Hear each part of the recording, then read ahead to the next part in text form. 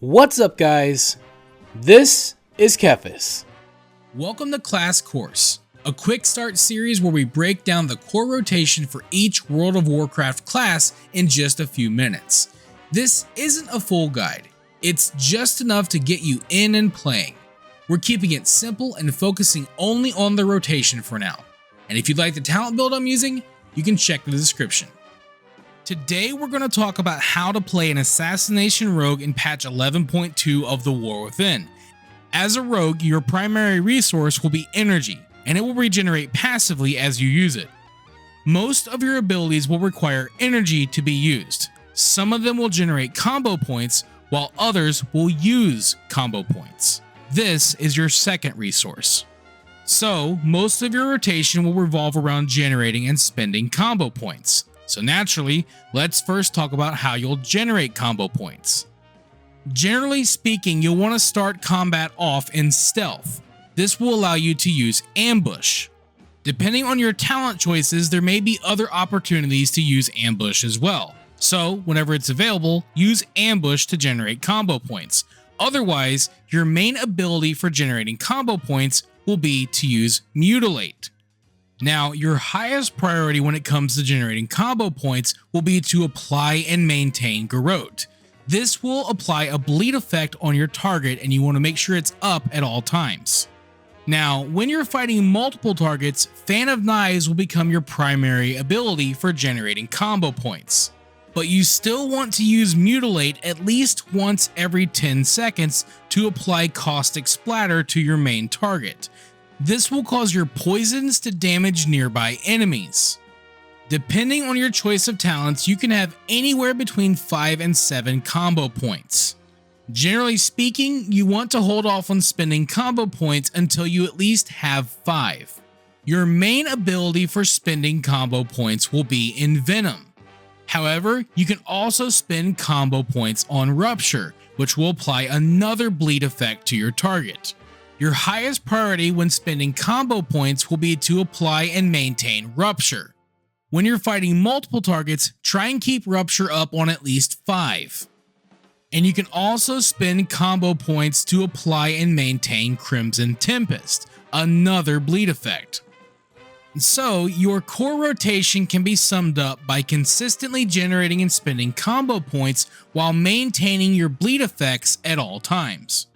Now, if you're following the Stalker hero path, then there's an added layer to this. Whenever you use ambush from stealth, you will apply 3 stacks of Stalker's mark to the target. Each time you spend 5 or more combo points on the target, you will consume 1 stack, dealing extra damage. Once you've consumed all stacks or the marked target dies, you will activate Darkest Night.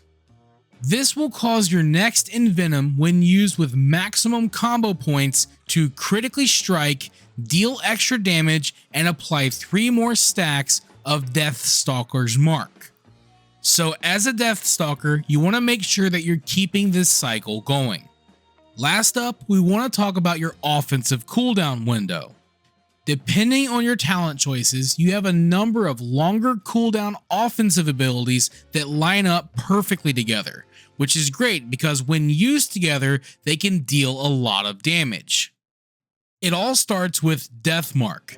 This ability has a 2-minute cooldown. When you use it, it will deal damage to the target and cause all bleed effects and poisons to deal double damage. This effect will last for 16 seconds. If you follow this up with Shiv, then it will cause your bleed and poison effects to deal an additional 30% damage for the next 8 seconds.